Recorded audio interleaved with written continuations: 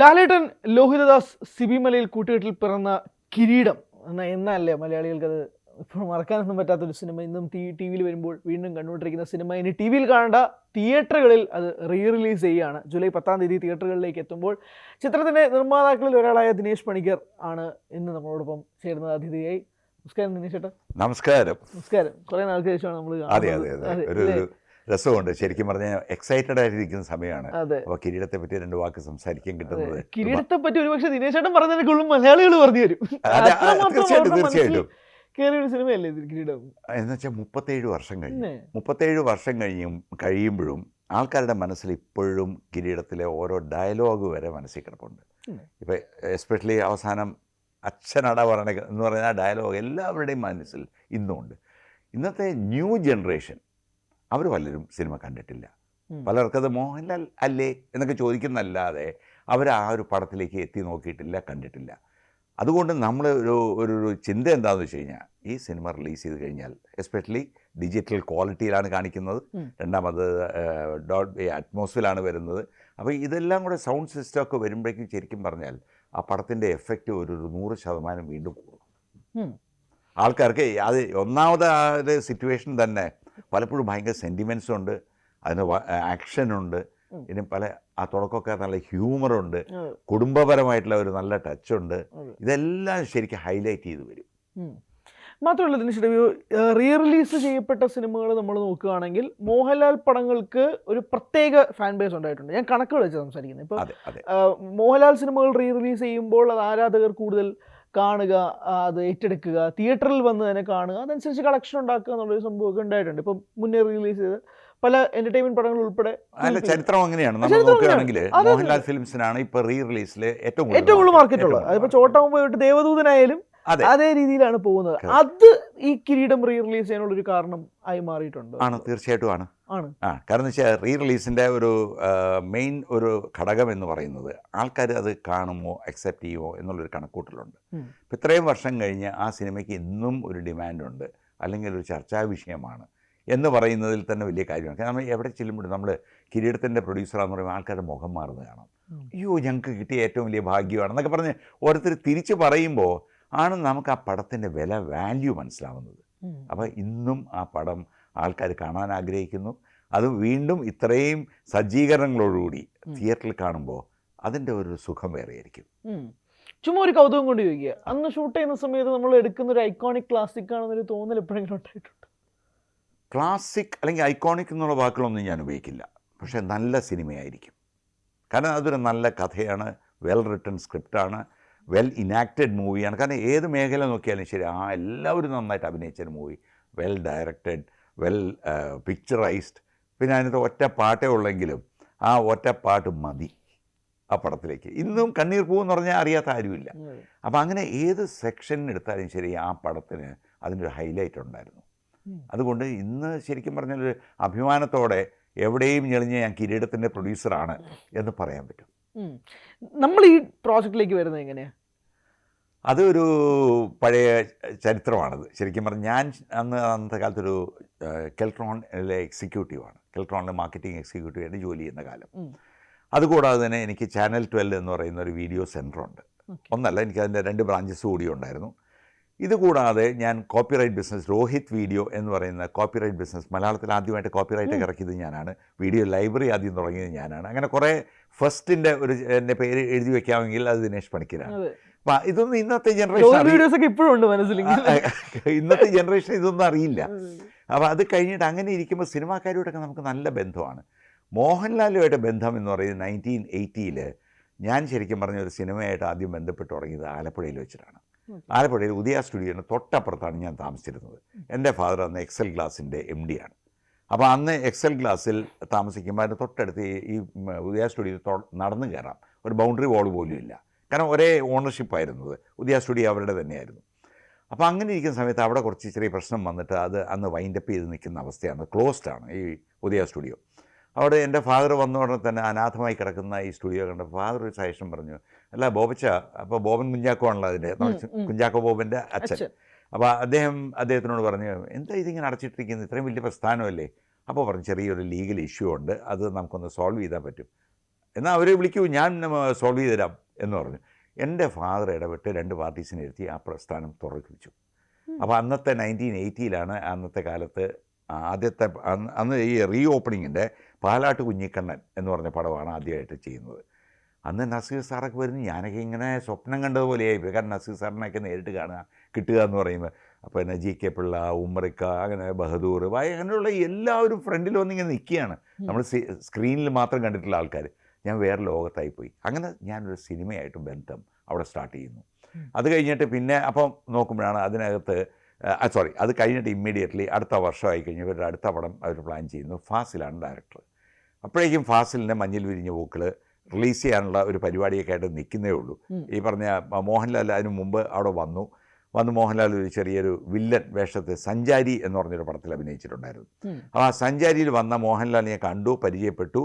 അത് കഴിഞ്ഞ് മോഹൻലാൽ അവിടെ നിന്ന് പോയപ്പോൾ ഒരു പൊടി വില്ലനാണ്. അപ്പോൾ ഞങ്ങൾ വളരെ ക്ലോസ് ആയി. പക്ഷേ അത് കഴിഞ്ഞിട്ടാണ് ഈ ഫാസിലിൻ്റെ പടം വരുന്നത്. ഫാസിലിൻ്റെ പടം വന്നതും അവിടെ നമ്മൾ നോക്കുമ്പോഴേക്കും ലാൽ അതിനകത്ത് ഒരു മെയിൻ വില്ലൻ തന്നെയാണ് അതിനകത്ത്. അപ്പോൾ ലാൽ അങ്ങനെ നിൽക്കുമ്പോൾ ലാലിൻ്റെ അടുത്ത് ഫാസിൽ ഒന്ന് ചോദിച്ചു, അല്ല ഈ ദിനേശ് അഭിനയിക്കുമോ? അങ്ങനെയാണ് ദിനേശിന് അതിനകത്ത് ഒരു റോള് കൊടുക്കാം.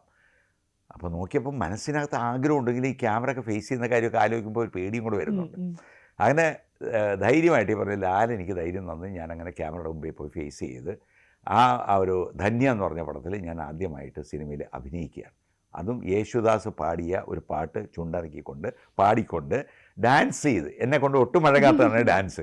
അതൊക്കെ ചെയ്തുകൊണ്ടാണ് ആ ധന്യ എന്ന് പറഞ്ഞ സിനിമ പടം തുടങ്ങുന്നത് തന്നെ. ആ ചിത്രത്തിലെ വില്ലനായിരുന്നു നമ്മുടെ മോഹൻലാൽ. അങ്ങനെ മോഹൻലാലുമായിട്ട് ഞാൻ അന്നത്തെ കാലത്ത് 1980-81 ഏറ്റവും ഞങ്ങൾ സുഹൃത്ത് ബന്ധം വന്നു. പിന്നീട് മോഹൻലാൽ, ഞാൻ എൻ്റെ ഫാദർ ട്രിവാൻഡ്രത്തേക്ക് ഇലക്ട്രോണിൽ അതിൻ്റെ എക്സിക്യൂട്ടീവ് ഡയറക്ടറായിട്ട് വരികയും പിന്നെ ഞാൻ അവിടെ ട്രിവാൻഡ്രത്തേക്ക് ഷിഫ്റ്റ് ചെയ്യുകയും അങ്ങനെ വന്ന് ശരിക്കും പറഞ്ഞാൽ ഞാൻ ലാലുമായിട്ടുള്ള അടുപ്പം കുറച്ചുകൂടെ കൂടി. അങ്ങനെ ലാൽ എൻ്റെ കടയിലൊക്കെ വന്ന് കാസറ്റൊക്കെ എടുക്കുകയായിരുന്നു.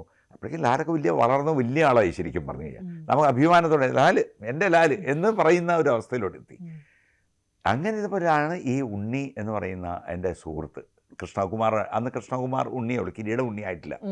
വന്ന ഒരു ദിവസം ഓഫീസിൽ വെച്ചിട്ട് എന്നോട് പറയുകയാണ്, അല്ല ദിനു, നമുക്കൊരു പടത്തെ പറ്റി ആലോചിച്ചത്. ദിനുവിന് ഇത്രയും പൈസയും കാര്യങ്ങളൊക്കെ ഉണ്ട്, ഒരു പടത്തെ പറ്റി നമ്മൾ ആലോചിച്ചാൽ പറയോ സിനിമയ്ക്ക് എടുക്കണമെങ്കിൽ കാശ് കുറേ വേണ്ടേ എന്ന് ഞാനൊരു പേടിച്ച് കൊണ്ട് പിന്മാറി.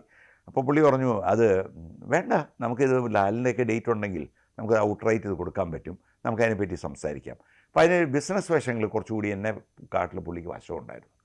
അപ്പോൾ പുള്ളി ഇതൊക്കെ എന്നോട് സൂചിപ്പിച്ച് ഞാൻ പറഞ്ഞു, അങ്ങനെയൊക്കെ ഉണ്ടോ, നമ്മൾ എത്ര മുടക്കണം പറഞ്ഞു. ഒരു 3 ലക്ഷം രൂപ. അങ്ങനെ 3 ലക്ഷം രൂപയാണ് ഞങ്ങൾ അതിന് ഇൻവെസ്റ്റ്മെൻ്റ് ആയിട്ട് കണ്ടത്. അതിൽ 1.5 രൂപ 1.5 രൂപ 3 ലക്ഷം രൂപ ബഡ്ജറ്റ് ടോട്ടൽ ഞങ്ങൾ മുടക്കി ഈ പറഞ്ഞില്ല എല്ലാവർക്കും പൈസയൊക്കെ കൊടുത്ത് അതിനിടയ്ക്ക് സ്റ്റോറിയൊക്കെ സെറ്റപ്പ് ചെയ്ത് ഒരു ഡിസ്ട്രിബ്യൂട്ടറുടെ അടുത്ത് പോയി സംസാരിച്ചാൽ പടം ഔട്ട്റൈറ്റായി. പിന്നെ പൈസ മുടക്കുന്ന മുഴുവൻ ഡിസ്ട്രിബ്യൂട്ടറാണ്. അപ്പോൾ ഇത്ര 3 ലക്ഷം രൂപ മതി ആദ്യത്തെ സ്റ്റാർട്ടിംഗ് പോയിന്റ്. കാരണം ഞങ്ങളുടെ ബലം എന്ന് പറയുന്നത് ഞങ്ങളുടെ പൈസ മാത്രമല്ല, ഈ പറയുന്ന കഥ, ഈ പറയുന്ന ഡയറക്ടർ വാല്യൂ, പിന്നെ മോഹൻലാൽ, അതാണ് ഏറ്റവും വലിയ കാര്യം. അപ്പം അങ്ങനെ ഇത് മൂന്നും വെച്ച് ഞങ്ങളൊക്കെ രംഗത്ത് ഇറങ്ങി. അപ്പോൾ ഇതിനകത്ത് ഏറ്റവും രസകരമായ കാര്യം, തുടക്കത്തിൽ സിബി മലയിലോ ലോഹിദാസ് ഒന്നും ഇതിനകത്തില്ലായിരുന്നു. എത്ര പേർക്ക് ആ കഥ അറിയാമെന്നറിയില്ല. അതായത് ഞാനും ഉണ്ണിയും ആദ്യം സംസാരിച്ചപ്പോൾ മോഹൻലാലിനെ പോയി കാണുന്നത് തൂവാനത്തുമ്പിയുള്ള സെറ്റിലാണ്, തൃശ്ശൂർ. അപ്പോൾ കൃപ ഫിലിംസ് എന്ന് പറഞ്ഞ് ഞങ്ങളുടെ ബാനറൊക്കെ രജിസ്റ്റർ ചെയ്ത് കൃഷ്ണകുമാറും പണിക്കരും, അങ്ങനെയാണ് ഞങ്ങളുടെ ബാനർ തന്നെ. ഞങ്ങൾ പോയി ഈ പറഞ്ഞ പോലെ ലാലിനെ പോയി കാണുന്നു.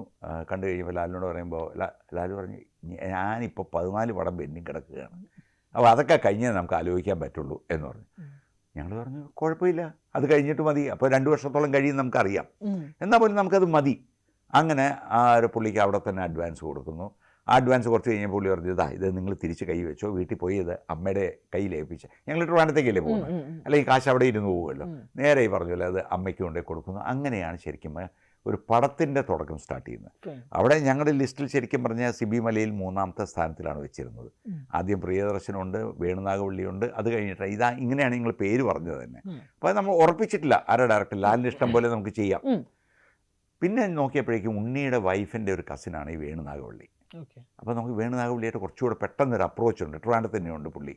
അങ്ങനെ ഞങ്ങൾ വേണുചേട്ടനെ പോയി കാണുന്നു. അപ്പോൾ വേണുചേട്ടൻ പറയുന്നു, ഞാനൊരു അച്ഛൻ്റെ ഒരു കഥയുണ്ട്, തനിക്ക് താനും പെരയ്ക്ക് തൂണും.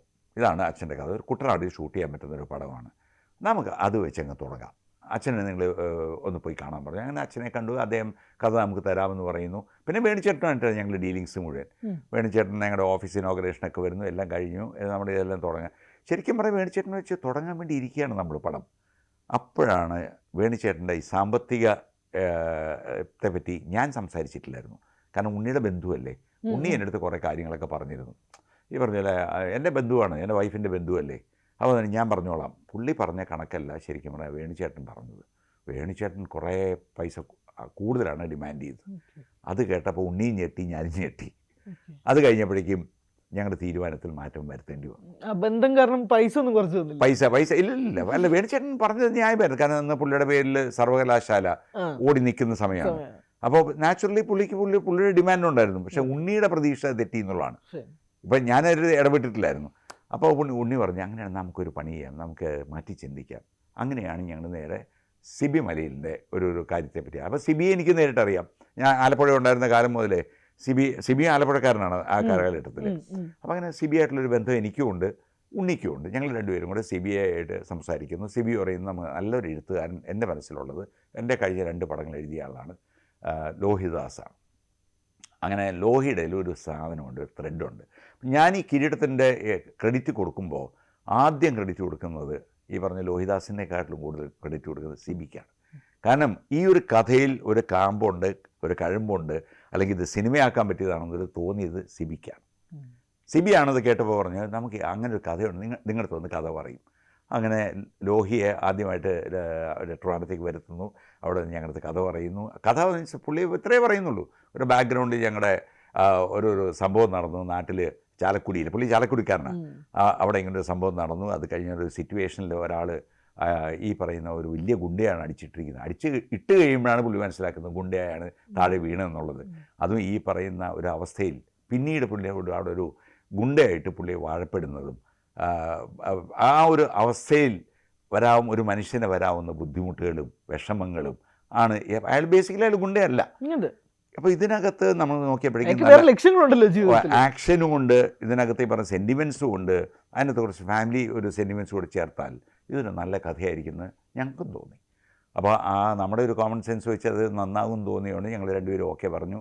ലോഹി അങ്ങ് എഴുതാൻ പോയി. ലോഹി ചടപടാന്ന് പറഞ്ഞാൽ 5 ദിവസത്തിനുള്ളിൽ സാധനം തീർത്ത് 5 ദിവസത്തിനുള്ളിൽ തീർത്തു. അപ്പോൾ അങ്ങനെ ലോഹി ആ കഥ ഒരു സ്ക്രിപ്റ്റാക്കി മനോഹരമാക്കി നമുക്ക് തന്നു. പിന്നെ ലാലിൻ്റെ ഡേറ്റ് ഇത് കിട്ടാൻ കുറച്ച് വൈകുമല്ലോ നാച്ചുറലി, അതൊരു 2 വർഷത്തേക്ക് വേണം. അപ്പം നമുക്ക് ആ ഒരു കാലഘട്ടത്തിൽ തന്നെ ഇത് നമ്മൾ മാക്സിമം ഇതിനെ കൂട്ടാവുന്നത്. അപ്പോൾ നമ്മുടെ ആർട്ടിസ്റ്റുകളുടെ വാല്യൂ നോക്കി അതിനകത്തൊരു വില്ലൻ, നമ്മൾ പ്രദീപ് ശക്തി എന്ന് പറയുന്ന തെലുങ്കിലുണ്ടായിരുന്ന അയാളാണ് ആ വില്ലൻ കഥാപാത്രത്തിൽ വെച്ചിരുന്നത്. പിന്നെ സമയമൊക്കെ അടുത്ത് വന്നു കഴിഞ്ഞപ്പോഴേക്കും ലാലിൻ്റെ വീട്ടിൽ ചെല്ലുന്നു. ലാലേ, ഇതാണ് സ്ക്രിപ്റ്റ് എന്ന് പറഞ്ഞാൽ ആ ഒരു ബൈൻഡ് ചെയ്ത സ്ക്രിപ്റ്റ് ലാലിന് കൊടുക്കുന്നു. സ്ക്രിപ്റ്റ് നേരത്തെ കൊടുത്തിട്ടുണ്ടായിരുന്നു. പിന്നെ ലാൽ നേരത്തെ വായിച്ചിട്ടും ഉണ്ടായിരുന്നു. പിന്നെ അത് ലാൽ നമ്മൾ പറയുമ്പോൾ ഈ ലോഹി അത് അവതരിപ്പിക്കുമ്പോൾ അതിൻ്റെ സ്റ്റൈലുണ്ടല്ലോ. അങ്ങനെ ലോഹി അവതരിപ്പിക്കുന്നു. ഞങ്ങളെല്ലാം നോക്കിയിരിക്കുന്നു. നമ്മൾ സസ്പെൻസിലാണ്. കാരണം വെച്ചാൽ ലാൽ എന്തെങ്കിലുമൊക്കെ ഒബ്ജക്ഷൻ പറയൂ. കാരണം എപ്പോഴും അവർക്ക് അവരുടെ ഒരു സജഷൻസ് ഉണ്ടാവുമല്ലോ. ലാൽ ഈ കഥ 2 മണിക്കൂറിലിരുന്ന് കേട്ടിട്ട് അവസാനം വന്ന് പുള്ളിയുടെ ഒറ്റ ചോദ്യമേ ഉള്ളൂ, ഇതിലെ വില്ലൻ വേഷം ആരാ ചെയ്യുന്നത്? വേറെ ഒരു സജഷനും പുള്ളിക്കില്ല. അപ്പോൾ തന്നെ ഞങ്ങൾ പറഞ്ഞു അത് പ്രദീപ് ശക്തിയാണ് ചെയ്യുന്നത്. പ്രദീപ് ശക്തിക്ക് അഡ്വാൻസ് വരെ നമ്മൾ കൊടുത്തിട്ടുണ്ട്. കറക്റ്റ്. പ്രദീപ് ശക്തി അന്ന് സ്റ്റാറായിട്ട് നിൽക്കുകയാണ്. അന്ന് അയാൾ ചാമരം എന്നൊരു പടം കണ്ടിട്ടുണ്ടെങ്കിൽ അതിനകത്ത് മെയിൻ വില്ലനാണ്, വെകിളി പിടിച്ചൊരു വില്ലനാണ്. ഒരു ഭയങ്കര കഷണ്ടിയും നല്ല ഹൈറ്റും. അത് അവസാനം വന്ന് നമ്മുടെ പ്രതാപ് പോത്തനായിട്ടൊരു ഫൈറ്റും ഒക്കെ ആയിട്ട് ഭയങ്കര രസമായിരുന്നു ആ കാര്യം. അയാൾ തെലുങ്കനാണ് ബേസിക്കലി. അങ്ങനെ അയാളെയാണ് ഞങ്ങൾ ഈ ക്യാരക്ടറിന് കറക്റ്റായിരുന്നു അയാൾ. പക്ഷേ പടം തുടങ്ങുന്നതിൻ്റെ 2 ദിവസം മുമ്പ് വരെ ഞങ്ങൾ ഇയാളെ കോൺടാക്ട് ചെയ്ത് നോക്കുമ്പോൾ ഷൺമുഖണ്ണനാണ് ഞങ്ങളുടെ പ്രൊഡക്ഷൻ കൺട്രോളർ വിളിക്കാൻ നോക്കുമ്പോൾ ഇയാളെ കിട്ടുന്നില്ല. ഇയാളെ വീട്ടിൽ വിളിക്കുമ്പോൾ ഭാര്യ അറിയുക ഷൂട്ടിങ്ങിന് എവിടെ പോയിരിക്കുക, ഒരു കോൺടാക്റ്റും ഇല്ല, അറിയില്ല. അപ്പം അങ്ങനെ ഒരു അവ്യക്തത വന്നു കഴിഞ്ഞാൽ നമുക്ക് പടം കൊണ്ടുപോകാൻ പറ്റില്ലല്ലോ. നമ്മൾ 2 ദിവസവും മുമ്പ് ടെൻഷൻ അടിച്ച് നിൽക്കുന്ന സമയത്താണ് കലാധരൻ എന്ന് പറഞ്ഞ നമ്മുടെ അസോസിയേറ്റ് ഒരു സജഷൻ പറഞ്ഞു. ഞാനൊരാളുടെ പേര് പറയട്ടെ. ഞാൻ ഇതിനു മുമ്പ് വർക്ക് ചെയ്ത 3-ാം മുറ എന്ന് പറയുന്ന പടത്തിൽ ഒരു നല്ല ഹൈറ്റ് ഉണ്ട് അയാൾക്ക്, നല്ല ഫിഗറാണ് പുള്ളി. ഈ ക്യാരക്ടറിന് ഓക്കെ ആയിരിക്കും എന്ന് എനിക്ക് തോന്നുന്നു. വരാൻ പറഞ്ഞു. അന്ന് രാത്രി അപ്പം തന്നെ സിബി മലയിൽ ലോഹിയൊക്കെ കാണുന്നു. കണ്ടു കഴിഞ്ഞപ്പോഴേക്കും സംഗതി അവർക്ക് ഓക്കെ. അയാൾ മുടിയൊക്കെ വെട്ടിച്ചു, ഒരു സ്കാറും ഇവിടെ കൊടുത്തു. അപ്പോൾ തന്നെ നമ്മൾ മേക്കപ്പ് ടെസ്റ്റൊക്കെ നടത്തി നോക്കി. ഓക്കെ, പെർഫെക്റ്റാണ്. അവരാ ഡബിൾ ഓക്കെ പറഞ്ഞു. അങ്ങനെയാണ് ഈ പറയുന്ന മോഹൻലാലിന് ഈ പടത്തിൽ ഒരു ഈക്വൽ ഫൈറ്റിന് നിന്ന ഒരു വില്ലൻ കീരിക്കാടൻ ജോസിൻ്റെ ഒരു ജന്മം അവിടെ ഉണ്ടായി. അപ്പോൾ അങ്ങനെ ടോട്ടലി ഇതിനകത്ത് കുറേ നമുക്ക് പറയാനായിട്ട് ഇഷ്ടംപോലെ സംഭവങ്ങളുണ്ട്. ഞാൻ പെട്ടെന്ന് ഓടിച്ച് പറഞ്ഞു പോകുന്നതുകൊണ്ട് എന്നെ ചില മെയിൻ കാര്യങ്ങൾ മാത്രമേ പറയുന്നുള്ളൂ. ഓർത്തു വരുമ്പോൾ എനിക്കൊന്ന് മണിക്കൂർ വേണമെങ്കിൽ നമുക്ക് സംസാരിക്കാം. അത്രയ്ക്ക് ഞങ്ങളുടെ ആ ഷൂട്ടിംഗ് സമയത്തുള്ളതും അല്ലാതെ ഉള്ള ഞങ്ങളുടെ ഈ 2 വർഷത്തിനിടയിലുള്ള അനുഭവങ്ങൾ പറയാൻ തന്നെ ഇഷ്ടം പോലെയുണ്ട്. പക്ഷേ ദിനേശേട്ടാ, ആ സമയത്ത് മോഹൻലാൽ ചെയ്തുകൊണ്ടിരുന്ന സിനിമകൾ എന്ന് പറഞ്ഞാൽ കംപ്ലീറ്റ്ലി ഒരു എന്താ പറയുന്നത്, ഒരു സൂപ്പർ സ്റ്റാർ മോഡലിലേക്ക് വരുന്ന രീതിയിൽ പാട്ട്, ആക്ഷൻ, കോമഡി എല്ലാം നിറഞ്ഞ സിനിമകൾ. അതുകൊണ്ടായിരിക്കുമല്ലോ നിങ്ങൾ പ്രിയദർശനം ഉൾപ്പെടെ ആ ഒരു ലിസ്റ്റിലും വെക്കാനുള്ള ഒരു കാരണവുമായിട്ട് നിൽക്കുന്നത്. അവിടെ നിന്ന് വളരെ ഇമോഷണൽ ആയിട്ടുള്ള ഒരു സിനിമ, വളരെ കുടുംബ പശ്ചാത്തലത്തിൽ സംസാരിക്കുന്ന, നായകന് ഭയങ്കരമായ മാസ് പരിവേഷം കിട്ടുന്ന സിനിമയല്ല അത്. ഒരു വളരെ ഡീപ്പ് റൂട്ടഡ് ആയിട്ടുള്ളൊരു കഥ പറയുന്ന, വളരെ ഹോണ്ടിങ് ആയിട്ട് നിൽക്കുന്ന ഒരു സിനിമയാണ്. ഞാൻ പറയുന്നത് അത് ലോക്ക് ചെയ്യാനുള്ള ഒരു തോട്ട് എങ്ങനെയാണ് വരുന്നത് എന്നുള്ളതാണ്. നമ്മൾ ഇപ്പോൾ ആലോചിക്കുമ്പോൾ നേരത്തെ സൂചിപ്പിച്ചു അതിൻ്റെ ക്രെഡിറ്റ് ആദ്യം കൊടുക്കുന്നത് ഞാൻ സിബി മലയിലിന്. പിന്നെ ഓഫ്കോഴ്സ് ലോഹിക്ക് കൊടുത്തേ പറ്റൂ, കാരണം അയാളാണ് ഈ കൊച്ചിനെ ഉണ്ടാക്കി നമ്മുടെ കയ്യിൽ തരുന്നത്. പിന്നെ ഇത് നല്ല കൊച്ചായിരിക്കും എന്ന തോന്നൽ മനസ്സിലാക്കിയത് മോഹൻലാലാണ്. ലാല കഥ കേട്ടപ്പോൾ തന്നെ ലാൽ ഓക്കെ പറഞ്ഞു. അപ്പോൾ ഞങ്ങളെക്കാട്ടിലും കൂടുതൽ അനുഭവവും എക്സ്പീരിയൻസും ഇതിനകത്ത് കാര്യങ്ങൾ മനസ്സിലാക്കാൻ കഴിവുള്ള ആളാണ് മോഹൻലാലും.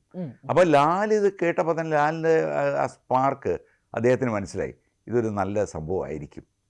കാരണം ഇതൊരു കമേഴ്ഷ്യലായിട്ട് എത്രത്തോളം പോകുന്നുള്ളതിനെ പറ്റി സത്യം പറയാലോ ഒരു ഗ്യാരണ്ടി ഉള്ള പടമായിരുന്നില്ല. കാരണം ഇതിനകത്ത് അങ്ങനെ ഒരു 100% ഇപ്പോൾ ലാലിൻ്റെ അതിന് തൊട്ട് മുമ്പ് 7 ആർട്സുകാർ അതിനെ റിലീസ് ചെയ്ത പടമാണ് നാടുവാഴികൾ. അതൊക്കെ ലാൽ പാട്ട് പാടി ഡാൻസ് ചെയ്ത് ഹ്യൂമർ കാണിച്ച് അതിന് മുമ്പ് ഉള്ള പടങ്ങളുടെ ഒക്കെ ഒരു ചരിത്രം നോക്കുകയാണെങ്കിൽ അതൊക്കെ എൻറ്റയർലി വേറെ ജോണറിലുള്ള പടങ്ങളായിരുന്നു. പക്ഷേ ഇത് ഒരു നല്ല വെറൈറ്റി ആയിരിക്കും, ഇത് ഞങ്ങൾക്ക് നല്ലൊരു പടമായിരിക്കും എന്നുള്ള ഉറപ്പുണ്ടായിരുന്നു. പിന്നെ ഞങ്ങൾക്ക് നഷ്ടമില്ല, കാരണം ഞങ്ങൾ ഈ പടം എന്തായാലും ഔട്ട്റൈറ്റ് കൊടുത്തു കഴിഞ്ഞു. എന്നാലും ഇതിനകത്ത് പൈസ ഉണ്ടാക്കണം, രണ്ടാമത്തെ കാര്യം നല്ല പേരുണ്ടാക്കണം. രണ്ടും വേണമല്ലോ, അതാണല്ലോ ബിസിനസ് എന്ന് പറയുന്നത്. അപ്പോൾ ആ ഒരു ചിന്തയിലാണ് നമ്മൾ മുന്നോട്ട് പോയത്. കാരണം എന്തായാലും ഈ പടം ജനം സ്വീകരിക്കും. ഒരു 125 ദിവസം ഈ പടം ഓടുന്നൊന്നും ഞങ്ങൾ വിചാരിച്ചിട്ടില്ല. പക്ഷേ ആൾക്കാർ ഭയങ്കരമായിട്ട് ഇത് സ്വീകരിച്ച്, കൈനീട്ടി സ്വീകരിച്ച് ഈ ചിത്രത്തിനെ ഒരു വൻ വിജയമാക്കി മാറ്റി എന്നുള്ളതാണ്.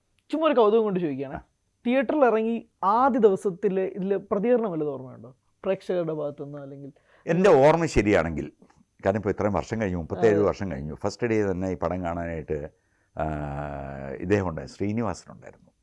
ശ്രീനിവാസൻ പടം കാണാൻ വന്നു. അത് കഴിഞ്ഞിട്ട് ട്രിവാൻഡ്രത്ത് തന്നെ ഉണ്ടായിരുന്നു. അപ്പോൾ അത് ട്രിവാൻഡ്രത്ത് തന്നെ കണ്ടിട്ട് അദ്ദേഹം ഇതിനെപ്പറ്റി അത്രയും വലിയൊരു വിലയിരുത്തൽ നടത്തിയില്ല എന്നാണ് എൻ്റെ ഓർമ്മ. അദ്ദേഹം പറഞ്ഞത് പടം നല്ലതാണ്, പക്ഷേ ഈ പറഞ്ഞാൽ അതിനകത്ത് എന്നൊക്കെ പറഞ്ഞാൽ അദ്ദേഹത്തിൻ്റെ ഒരു കാഴ്ചപ്പാട് വേറെയായിരുന്നു. കാരണം അദ്ദേഹത്തിൻ്റെ ഒരു സിനിമ മേക്കിംഗ് ഡിഫറെൻ്റ് ആണ്. അദ്ദേഹത്തിൻ്റെ സിനിമയിൽ ഭയങ്കര ഹ്യൂമറസ് ലെവൽ, സത്യനന്ദിക്കാടിൻ്റെ പടങ്ങൾ. അപ്പോൾ അത് വെച്ച് നോക്കിയിട്ടായിരിക്കും പുള്ളി ഇങ്ങനെ ഒരു പറഞ്ഞത്. കാരണം എനിക്ക് ഏറ്റവും ബഹുമാനമുള്ള ഒരാളാണ്, എൻ്റെ ഏറ്റവും അടുത്ത സുഹൃത്തുമായിരുന്നു ശ്രീനിവാസൻ. പക്ഷേ ശ്രീനിവാസൻ്റെ ഒരു കാഴ്ചപ്പാടിൽ പോലും ആ പടം അത്രയും ഒരു സൂപ്പർ പടമായിട്ട് പുള്ളി ഫസ്റ്റ് ഡേ പറഞ്ഞില്ല. പക്ഷേ അതൊക്കെ മാറ്റി തിരിച്ചാണ് ഈ പറഞ്ഞ പടം സൂപ്പർ ഹിറ്റായി. ഇന്നും ഏറ്റവും മലയാളത്തിലെ ഒരു 10 സിനിമ സെലക്ട് ചെയ്ത് നമ്മൾ പറയാൻ പറഞ്ഞ കിരീടത്തിൻ്റെ പേര് വരുന്നത്. അപ്പോൾ അങ്ങനെ പിന്നെ ജനത്തിൻ്റെ ഇടയിലും അത് എങ്ങനെ ഉണ്ടാവും എന്നുള്ളതിനെപ്പറ്റി ഞങ്ങൾക്കൊരു പേടിയുണ്ടായിരുന്നു. കാരണം ഇതിനകത്ത് എത്രത്തോളം ആൾക്കാർ അക്സെപ്റ്റ് ചെയ്യും, അല്ലെങ്കിൽ എത്രത്തോളം അതിനെ ഒരു റൺ വരും, ഇതിനെപ്പറ്റി നമുക്കൊന്നും അറിയില്ല. ഒരു ആകാംക്ഷ എന്നതിനപ്പുറം നമുക്ക് ബിസിനസ് വൈസിൽ ഞാനും ഉണ്ണിയും സേഫായിരുന്നു. പിന്നെ ഇതിൻ്റെ അകത്ത് പടം ഓടിയാൽ ഒരു നല്ല പടത്തിൻ്റെ പ്രൊഡ്യൂസർ, ഹിറ്റ് പടത്തിൻ്റെ പ്രൊഡ്യൂസർ ആകാമെന്നുള്ളൊരു അത് മോഹം നമുക്ക് ആർക്കായാലും വരുമല്ലോ. പക്ഷേ ദൈവം കൂടെ നിന്നു, ആ പടം സൂപ്പർ ഡ്യൂപ്പർ ഹിറ്റാക്കി. നിങ്ങളിപ്പം കിരീടത്തിൻ്റെ ഒരു ഫംഗ്ഷൻ നടത്തുമ്പോൾ തന്നെ വളരെ സന്തോഷം തോന്നിയത് ലാലേട്ടൻ ഓരോരുത്തർക്കും മൊമെൻറ്റോ കൊടുക്കുന്ന കാഴ്ചയൊക്കെ ഉണ്ടായിരുന്നു. നമ്മളിങ്ങനെ അങ്ങനെ നമ്മൾ കൊതിച്ചിരുന്നൊരു പേരിനെ വീണ്ടും ഒരുമിച്ച് കാണും. ഞാൻ പറഞ്ഞത് മനസ്സിലായി, അങ്ങനെ ഒരു പേരിനെ വീണ്ടും സ്ക്രീനിൽ കൊണ്ടുവരിക എങ്ങനെയുണ്ടായിരുന്നു ഒരു മൊമെന്റ്? എനിക്ക് ഭയങ്കര രസമായിരുന്നു അന്ന്. കാരണം എന്താ പറയുക, ഞാൻ തന്നെ പാർവതിയെ നേരിട്ട് കണ്ടിട്ട് കുറേ വർഷങ്ങളായി. ഞാൻ അവിടെ സംസാരിച്ചപ്പോൾ ഞാൻ പറയുകയും ചെയ്തു, പാർവതിയെ കണ്ടിട്ട് തന്നെ വർഷങ്ങൾ കുറേ. പാർവതി ഇത്രയും മദ്രാസിൽ നിന്നാണ് വന്നിരിക്കുന്നത്, ഇതിനു വേണ്ടി ഫംഗ്ഷന് വേണ്ടി മാത്രം വന്ന പാർവതിയോട് ഞാൻ നന്ദി പറഞ്ഞുകൊള്ളുന്നു എന്ന് പറഞ്ഞു. പിന്നെ അതിൻ്റെ കൂട്ടത്തിൽ നമ്മൾ ഈ സന്തോഷ മുഹൂർത്തങ്ങളുടെ ഇടയിൽ മിസ് ചെയ്ത കുറേ ആൾക്കാരുണ്ട്. അതിനകത്ത് ആദ്യം തന്നെ ലോഹിദാസിനെ നമ്മൾ മിസ് ചെയ്യുന്നു. കാരണം ആ ഫംഗ്ഷനിൽ ഞാൻ ആദ്യം തുടക്കത്തിൽ പറഞ്ഞതാണ്, സിബി മലയിൽ ഇതിന് നമ്മുടെ ഏറ്റവും ഒരു ക്യാപ്റ്റൻ ഓഫ് ദ ഷിപ്പായിട്ട് നിൽക്കുന്നെങ്കിലും നമ്മൾ ഏറ്റവും കൂടുതൽ മിസ് ചെയ്യുന്നത് ലോഹിദാസിനെയാണ്. കാരണം ലോഹിദാസ് ആയിരുന്നു നമ്മുടെ അതിൻ്റെ കരുത്ത്. അപ്പോൾ അദ്ദേഹത്തിനെ നമ്മൾ മിസ് ചെയ്യുന്നു. ഇതേപോലെ തന്നെ എടുത്തു പറയുകയാണെങ്കിൽ അതിനകത്ത് തിലകൻ ചേട്ടനെ മിസ് ചെയ്യുന്നു, പൊന്നമ്മ ചേച്ചിയെ മിസ് ചെയ്യുന്നു, നമ്മുടെ മുരളിയെ മിസ് ചെയ്യുന്നു, ശങ്കരാടി, മാമുക്കോയ, ഒടുവിൽ ഉണ്ണികൃഷ്ണൻ, എത്ര പേര്, ഈവൻ നമ്മുടെ കിരിക്കാടൻ പോയി, പിന്നെ തിക്കുറിശി ആശാൻ, കൊച്ചിൻ ഹനീഫ, ഇവരാരും നമ്മുടെ കൂടെ ഇല്ല.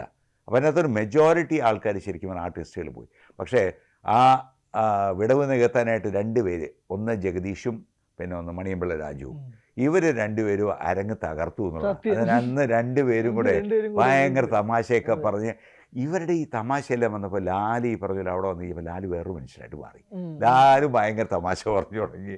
അങ്ങനെ ടോട്ടലി ഭയങ്കരമായൊരു പോസിറ്റീവ് വൈബ് എന്ന് പറയില്ലേ, അത് തന്നെ നമുക്ക് ഇന്ന് ഏറ്റവും ഊർജ്ജം നൽകുന്ന ഒരു സാധനമാണ്. അല്ല, അതിനകത്ത് അത് വളരെ രസമായിട്ട് ഒരു തോന്നി ദിനേശേട്ടാ പറഞ്ഞ പോയിന്റ്. അതായത് മോഹൻലാൽ വേറൊരു മനുഷ്യനായിട്ട് മാറി എന്ന് പറയാം. കാരണം അവിടെ വെച്ച് ജഗദീഷിനെ ട്രോള് അങ്ങോട്ടും ഇങ്ങോട്ടൊക്കെ മാറുന്ന ഒരു രസമായിട്ടൊരു മൊമെന്റും കൂടി പ്രേക്ഷകർക്ക് കിട്ടുന്ന ഒരു സമയം കൂടിയായിട്ട് ഇത് മാറുന്നത്. ഒരു ചോദ്യം, ഈ റീ റിലീസ് ട്രെൻഡുകൾ എങ്ങനെയാണ് ദിനേശേട്ടൻ നോക്കിക്കാണുന്നത്? അതായത് ഇത് നമ്മൾ ഐക്കോണിക് ആയിട്ട് കണ്ട സിനിമകളായിരിക്കും, എത്രയോ വട്ടം ടി വിയിൽ ഉൾപ്പെടെ കണ്ടതായിരിക്കും. തിയേറ്ററിൽ റീ റിലീസിനെ പറ്റി എന്താണ് അഭിപ്രായം? അതായത് സ്വന്തം പടം റീ റിലീസ് ചെയ്യുന്നത് മാത്രം ചോദിക്കുന്നതല്ല, മൊത്തത്തിൽ ചോദിക്കുന്നത്. എങ്ങനെ എന്താ റീ റിലീസ്? അങ്ങനെ എല്ലാ പടം വിജയിക്കുന്നില്ല. നമ്മളതിൻ്റെ ഒരു ഹിസ്റ്ററി എടുത്ത് നോക്കുകയാണെങ്കിൽ ഇപ്പോൾ ഇതിനിടയ്ക്ക് എത്ര സിനിമ, ഞാൻ അതിൻ്റെ ഒരു കണക്കെടുത്തിട്ടില്ല ഇതുവരെ, പക്ഷെ നോക്കുകയാണെങ്കിൽ ഈ പറഞ്ഞ മോഹൻലാൽ പടങ്ങൾ മാത്രമേ ഉള്ളൂ ഒരുമാതിരി പച്ച പിടിച്ചു പോയത്. സത്യം.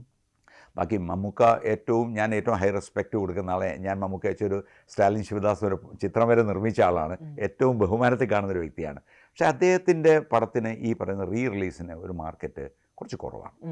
അതേപോലെ തന്നെ സുരേഷ് ഗോപി എത്രയോ ഹിറ്റ് സിനിമകൾ നമുക്ക് കാഴ്ചവെച്ചാണ്. സുരേഷ് ഗോപിയുടെ പടങ്ങൾ നമുക്ക് റീ റിലീസ് അധികം ആരും ധൈര്യപ്പെട്ട് ചെയ്യുന്നില്ല. പിന്നെ ഹിറ്റായ പടങ്ങൾ വേറെ എടുക്കുകയാണെങ്കിൽ ഇപ്പോൾ നിറം, അന്നത്തെ കാലത്ത് ഭയങ്കരമായിട്ട് ഓടിയ പടമാണ്. അപ്പോൾ നിറം എന്തുകൊണ്ട് ചെയ്യുന്നില്ല? കുഞ്ചാക്കോ ബോബനാണ്. പക്ഷെ അങ്ങനത്തെ ആൾക്കാരെ വെച്ചുള്ള പടങ്ങൾ ഇപ്പോൾ റീ റിലീസിന് ഇപ്പോൾ തൽക്കാലം ഒരു മാർക്കറ്റ് വന്നിട്ടില്ല. പക്ഷേ ഇതൊക്കെ മാറാം കേട്ടോ. ഞാൻ ഇപ്പോഴത്തെ കാര്യമാണ് പറയുന്നത്.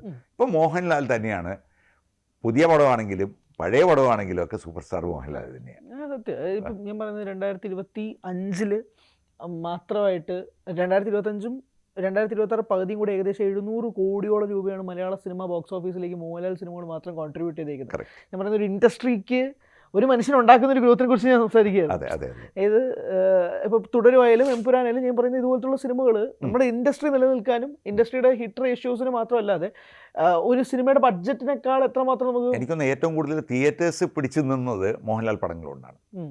അതെ, ഉറപ്പായിട്ടും ഈ സമയത്ത് ഏറ്റവും കൂടുതൽ കളക്ഷൻ വന്ന മോഹൻലാൽ പടത്തിനായിരുന്നു. പിന്നെ അല്ലാതെ ഇടയ്ക്കിടയ്ക്ക് കുറച്ച് വേറെ അല്ലാതെ പടങ്ങൾ വന്നിട്ടുണ്ടെങ്കിൽ പോലും ഈ സ്റ്റാർസിൻ്റെ ഇടയിൽ എന്നും ആധിപത്യം മോഹൻലാൽ തന്നെയാണ്.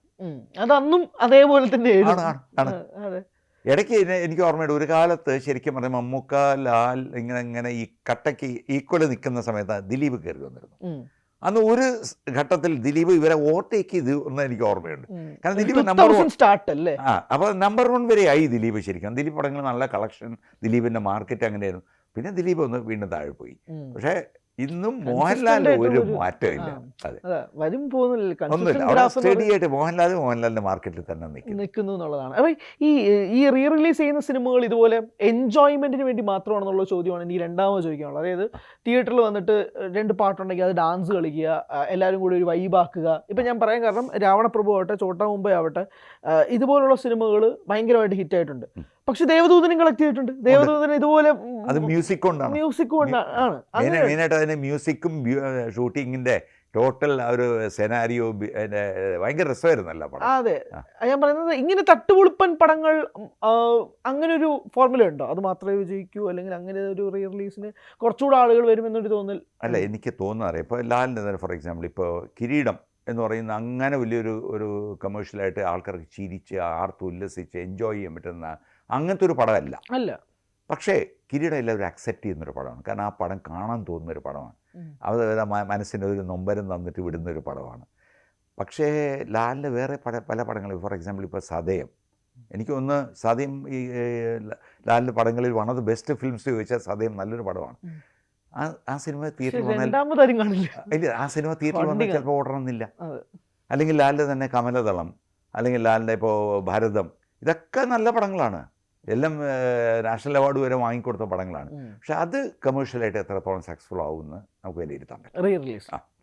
ഞാൻ റീ റിലീസിൻ്റെ കാര്യം പറയുന്നത്. അതെ, അത് എത്രത്തോളം സക്സസ്ഫുൾ ആകും എന്നുള്ളത് നമുക്ക് വിലയിരുത്താൻ പറ്റില്ല. പക്ഷേ ഇൻഡസ്ട്രിയിൽ ഒന്നും നമുക്കൊരു ഇന്നത് ഫിക്സഡ് നോംസ് ഒന്നുമില്ല. ഇപ്പം ഞാനീ പറയുന്നത് വേദവാക്യമൊന്നുമില്ല, ഇതിലൊക്കെ തെറ്റു വരാം. ചിലപ്പോൾ നമ്മുടെ ഏറ്റവും വലിയ ബിഗസ്റ്റ് ഹിറ്റായിട്ട് മാറുന്ന കമലദളം ആകാം.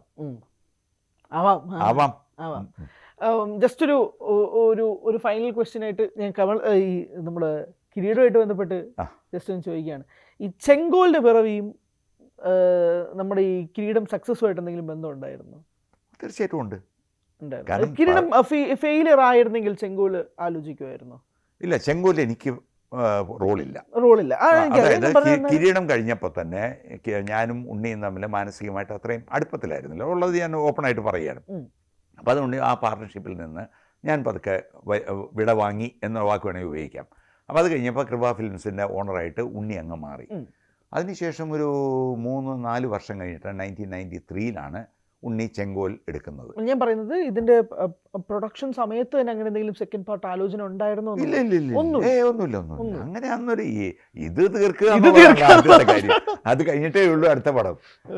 അപ്പോൾ ഇത് ഒരു സക്സസ് ആയി എന്ന് കണ്ടപ്പോൾ നമുക്ക് സന്തോഷം ഉണ്ടായിരുന്നു. പക്ഷേ എന്തായാലും ഞാനും ഉണ്ണിയും തമ്മിലൊരു പാർട്ട്ണർഷിപ്പ് മുന്നോട്ട് പോകാൻ താല്പര്യം പുള്ളിക്കും ഇല്ല, എനിക്കും ഇല്ല. അങ്ങനെയാണ് ഞങ്ങൾ രണ്ടുപേരും വളരെ രമ്യമായിട്ടാണ് ഞാൻ അതിൽ നിന്ന് അങ്ങ് മാറിയതും. ഞങ്ങൾ രണ്ട് ഡിഫറെൻറ്റ് ബാനേഴ്സായിട്ട് തിരിഞ്ഞത്. പിന്നീട് ഞാൻ 8 സിനിമ പിന്നീട് എടുത്തു. അതെൻ്റെ മകൻ രോഹിത്തിൻ്റെ പേരിലാണ്, രോഹിത് ഫിലിംസിൻ്റെ പേരിലാണ് എടുത്തത്. അത് നമുക്കറിയാം, നമ്മളതിനെ പറ്റി സംസാരിക്കുകയും ചെയ്തിട്ടുണ്ട്. ദിനേശേട്ടാ, എങ്ങനെയുണ്ട് ഒരു സംഘടനയുടെ തലപ്പത്ത് ഇത്രയും വർഷം നിൽക്കുമ്പോൾ നമുക്ക് കിട്ടുന്ന എക്സ്പീരിയൻസ് ആയിക്കോട്ടെ, അല്ലെങ്കിൽ നമ്മുടെ വിശ്വസിച്ച് കൂടെ നിൽക്കുന്ന ആർട്ടിസ്റ്റുകളായിക്കോട്ടെ, നമുക്കൊരു ട്രസ്റ്റ് കിട്ടുമല്ലോ. അതായത് പുള്ളി തലപ്പത്തുണ്ട്, അപ്പോൾ നമ്മൾ സേഫാണ് എന്ന് പറയുന്നൊരു, അത് 17 വർഷമായിട്ട് കണ്ടിന്യൂ ചെയ്തുകൊണ്ടിരിക്കുമ്പോൾ നമുക്കതൊരു ഒരു ബാരിയർ ആവാറുണ്ടോ പലപ്പോഴും? ഒരു ബുദ്ധിമുട്ട്? ഇല്ല, ബുദ്ധിമുട്ടുണ്ട്, ഇല്ല എന്ന് പറയാൻ പറ്റില്ല. കാരണം എന്താ അറിയാമോ, ഇപ്പോൾ അമ്മ അസോസിയേഷനാണ് ഞങ്ങളെക്കാട്ടിൽ എത്രയോ മുമ്പിൽ നിൽക്കുന്നത്, എത്രയോ വലിയ അസോസിയേഷനാണ്. അതിനകത്തുള്ളവരൊക്കെ റിയൽ സൂപ്പർ സ്റ്റാർസാണ്. ഞങ്ങളുടെ ഇതിനകത്ത് അങ്ങ് സ്റ്റാർസ് ആരും ഇല്ല. സ്റ്റാർസ് എന്ന് പറഞ്ഞു കഴിഞ്ഞാൽ ഇവർ ജനത്തിൻ്റെ ഇടയിൽ ഞങ്ങളൊക്കെ സ്വീകാര്യത ഞങ്ങൾക്ക് കൂടുതലായിരിക്കാം. കാരണം അറിയാമോ, മമ്മൂട്ടി മോഹൻലാലിൽ നിന്ന് ആർക്കും കാണാൻ കിട്ടുന്നില്ല. നമ്മളെയൊക്കെ ഡെയിലി ടി വിയിൽ കണ്ടുകൊണ്ടിരിക്കുകയാണ്. ഒന്ന്. രണ്ടാമത്തെ കാര്യം, നമ്മളൊക്കെ വളരെ സാധാരണക്കാരെ പോലെ ഞങ്ങളെല്ലാം ഓപ്പണായിട്ട് ഇറങ്ങി നടക്കാറുണ്ട്. ഷൂട്ടിങ്ങൊക്കെ റോഡുകളിലൊക്കെ ഷൂട്ടിങ് എപ്പോഴും ഉണ്ടാവും. ഞങ്ങളൊരു 30 ദിവസത്തിൽ എടുത്താൽ 15-20 ദിവസം വരെ സീരിയൽ ഷൂട്ടിങ് റോഡുകളിലൊക്കെ ഉണ്ടാവും. അപ്പോൾ ഞങ്ങളെയൊക്കെ സ്ഥിരം കാണുന്നു, അവരുടെ ഇഷ്ടം പ്രകടിപ്പിക്കുന്നു. ഈ ചെറിയ ഇനോഗ്രേഷനൊക്കെ ഞങ്ങളാണ് പോകുന്നത്. ഞങ്ങൾ ലക്ഷങ്ങളൊന്നും വാങ്ങിക്കുന്നില്ല. അപ്പോൾ അതുകൊണ്ട് കൂടുതൽ സൊസൈറ്റിയായിട്ട് അടുത്ത് നിൽക്കുന്നത് എപ്പോഴും ഞങ്ങളുടെ ആത്മയിലുള്ള ആൾക്കാരാണ്. അതൊരു വലിയ കാര്യമാണ്. പക്ഷേ ഇതൊക്കെ ആണെങ്കിൽ പോലും ഞങ്ങളുടെ കൂട്ടത്തിൽ ആരും തന്നെ വലിയ അഹങ്കാരികളോ ഉണ്ടാകാം, അതിനകത്ത് ഇല്ലയെന്ന് ഞാൻ പറയുന്നില്ല, എല്ലായിടത്തും എക്സെപ്ഷൻസ് ഉണ്ട്. അപ്പോൾ ഈ പറയുന്ന ഞങ്ങളുടെ കൂട്ടത്തിലെ ആൾക്കാർ വളരെ മിതത്വം പാലിക്കാറുണ്ട്. അമ്മയിൽ അങ്ങനെ വലിയ പരാതികളൊന്നും, ആർട്ടിസ്റ്റിന് പൈസ കിട്ടാണ്ടെന്നോ, അല്ലെങ്കിൽ സിനിമയിൽ ഇങ്ങനെ കിട്ടി അങ്ങനെ കിട്ടി, അല്ലെങ്കിൽ ഒരു അനുഭവം മോശമായിരുന്നു, വളരെ കുറച്ച് പരാതികളെ വരാറുള്ളൂ. സീരിയൽ അങ്ങനെയല്ല. ഇപ്പോൾ ശരിക്കും പറഞ്ഞാൽ 43 സീരിയലാണ് നടക്കുന്നത്. അപ്പോൾ ഈ 43 സീരിയലിൽ ഡെയിലി പ്രശ്നങ്ങളാണ്. ഒരാൾ ചിലപ്പോൾ രാവിലെ എനിക്ക് പൈസ കിട്ടിയാലേ ഞാൻ ഇറങ്ങുള്ളൂ. കാരണം ഇതൊരു സിനിമ എന്ന് പറയുമ്പോൾ 25, 30 അല്ലെങ്കിൽ 50 ദിവസത്തിനുള്ളിൽ പരിമിതമായ സമയത്തിനുള്ളിൽ തീർക്കുന്ന ഒരു പ്രക്രിയയാണ്. ഇതല്ല, ഇതിങ്ങനെ വർഷങ്ങളോളം നീണ്ടുപോകും. അപ്പോൾ എത്രത്തോളം സീരിയൽ ഹിറ്റാവുന്നു അത്രത്തോളം നീണ്ടുപോകും, അത്രത്തോളം പ്രശ്നങ്ങൾ കൂടും, അത്രത്തോളം ബന്ധങ്ങളിൽ ഒലച്ചിൽ വരും, അത്രത്തോളം പറഞ്ഞ സാമ്പത്തികമായിട്ടുള്ള പ്രശ്നങ്ങൾ വരും. ഇതെല്ലാം ആരനുഭവിക്കേണ്ടി വരുന്നത്? ഈ ദിനേശ് പണിക്കർ. രാവിലെ എഴുന്നേൽക്കുമ്പോൾ മൊബൈൽ ഓൺ ചെയ്യുമ്പോൾ തന്നെ 10 മിസ്ഡ് കോൾ ഉണ്ടാവും, മെസ്സേജ് ഉണ്ടാവും. ചേട്ടാ, ഞാൻ ഇന്ന് ലൊക്കേഷനിൽ പോകുന്നില്ല, എനിക്കത് കിട്ടാനുണ്ട്, ഇത് കിട്ടാനുണ്ട്, എനിക്ക് ഇന്നലെ പറഞ്ഞ വാക്ക് പാലിച്ചില്ല, ഇന്നലെ രാത്രി 2 മണി വരെ ഷൂട്ട് ചെയ്യിച്ചു. ഇങ്ങനെ എല്ലാവർക്കും അവരുടേതായിട്ടുള്ള ബുദ്ധിമുട്ടുകളുണ്ടാവും. അപ്പം ഞാൻ അവരുടെയൊക്കെ ഒരു വലിയ ചേട്ടനായി ഇതിനുവേണ്ടി ഇടപെട്ട് ഇവർക്ക് വേണ്ടി എല്ലാ പരിഹാരങ്ങൾ ഉണ്ടാക്കി കൊടുക്കുക. ഇതുകൊണ്ട് എനിക്ക് സാമ്പത്തിക ഗുണമില്ല, മാനസിക ഗുണമില്ല. ഇതൊക്കെ ഞാൻ ശരിക്കും പറഞ്ഞാൽ കുറേ അവരുടെ നെഗറ്റിവിറ്റി സ്വയം ഏറ്റെടുക്കുകയാണ്. എന്നിട്ട് ഈ പ്രൊഡ്യൂസറായിട്ട് ഞാൻ വഴക്കടിക്കേണ്ടി വരും, ചിലപ്പോൾ രമ്യതയിലെത്തേണ്ടി വരും. അപ്പോൾ ഇതിനൊക്കെ ഞാൻ ഇതിൻ്റെ ഒരു സീനിയോറിറ്റി വെച്ച്, അല്ലെങ്കിൽ ഞാൻ ഇത്രയും ഒരു വർഷം കാലം പ്രൊഡ്യൂസറായിരുന്നു, ഡിസ്ട്രിബ്യൂട്ടറായിരുന്നു, അല്ലെങ്കിൽ സീരിയൽ ഇൻഡസ്ട്രിയിൽ തന്നെ അറിയപ്പെടുന്ന ഒരു നടനാണ്, സിനിമയിൽ നടനാണ്. അപ്പോൾ അതൊക്കെ കൊണ്ടായിരിക്കാം എനിക്കൊരു മാന്യത തരുന്നുണ്ട്. ഞങ്ങളുടെ അസോസിയേഷനെ തലപ്പത്ത് ഇരിക്കുന്നത് KV ഗണേഷ് കുമാർ ആയതുകൊണ്ട്. അപ്പം നമ്മുടെ ആ ഒരു വില വെച്ചിട്ട് പലരും നമ്മളോട് റെസ്പെക്റ്റ്ഫുള്ളായിട്ട് സംസാരിക്കാറുള്ളൂ. വളരെ ചുരുക്കം പേര് മോശമായിട്ടുണ്ട്, ഇല്ലയെന്ന് പറയുന്നത്. അപ്പോൾ ഇതൊക്കെ ഡീൽ ചെയ്യുമ്പോൾ അതിനുള്ള പേഷ്യൻസ് എനിക്കുണ്ടാവണം. അതിനുള്ള ആ ഒരു ഇത്രയും മെയിൻറ്റെയിൻ ചെയ്ത് കൊണ്ടുപോകാൻ ആ ഒരു ക്ഷമ ആണ് ഏറ്റവും കൂടുതൽ നമുക്ക് വേണ്ടത്. കാരണം പലയിടത്തും പൊട്ടിത്തെറിക്കേണ്ട അവസരങ്ങൾ വരാറുണ്ട്. പക്ഷെ അവിടെ ഞാൻ കൺട്രോൾ എന്ന് പറഞ്ഞ് ഞാൻ ചിലപ്പോൾ നമ്മുടെ ആർട്ടിസ്റ്റ് ആയിരിക്കും തെറ്റ് ചെയ്തിരിക്കുന്നത്, ചിലപ്പോൾ അത് പ്രൊഡ്യൂസർ ആയിരിക്കാം. പക്ഷെ അവിടെയൊക്കെ ഇവരെ ചേർപ്പിച്ച് ആ സീരിയൽ നടത്തും. കാരണം സീരിയൽ നിന്നു പോകും. സിനിമ പോലെയല്ല, സിനിമ പിന്നെയും നമുക്ക് റിവൈവ് ചെയ്തെടുക്കാം. സീരിയൽ ചിലപ്പോൾ ഇന്ന് ഷൂട്ട് ചെയ്ത് നാളെ കാണിക്കേണ്ടതായിരിക്കും. അപ്പോൾ ആ ഒരു ആപൽ ഘട്ടത്തിൽ പോലും നമ്മൾ ഇടപെട്ട് ഈ സീരിയൽ മുന്നോട്ട് കൊണ്ടുപോകാറുണ്ട്. അവരുടെ പ്രശ്നങ്ങൾ സോൾവ് ചെയ്ത് കൊടുക്കാറുണ്ട്. ഇതൊക്കെ വലിയൊരു അഭിമാനമായിട്ട് ഞാൻ കാണുന്നു. ശരിക്കും പറഞ്ഞാൽ 17 വർഷം എങ്ങനെ പോയെന്ന് എനിക്കറിയില്ല. ഞാൻ ഇടയ്ക്ക് 3 പ്രാവശ്യം 3 വർഷമല്ല രാജിക്കത്ത് എഴുതി കൊടുത്തത്. ഞാൻ പറഞ്ഞു എന്നെക്കൊണ്ട് വയ്യ. ഒന്നാമത് ഞാൻ 4 വർഷമായിട്ട് സീരിയൽ ചെയ്യുന്നില്ല. എനിക്കിപ്പോൾ സിനിമയാണ് ഇഷ്ടം പോലെ, ഞാൻ സിനിമ ഇഷ്ടം പോലെ മേജർ വേഷങ്ങൾ ചെയ്തുകൊണ്ടിരിക്കുകയാണ്. അപ്പം ഞാൻ ആലോചിച്ചു ഞാനിതിന് ആപ്റ്റല്ല. കാരണം വെച്ചാൽ സീരിയലിൽ ഉള്ള ഒരാളാണ് ഇപ്പം ചെയ്യേണ്ടത്. നോക്കുമ്പോൾ സ്ഥാനം ഏറ്റെടുക്കാൻ ആരും മുന്നോട്ട് വരുന്നില്ല.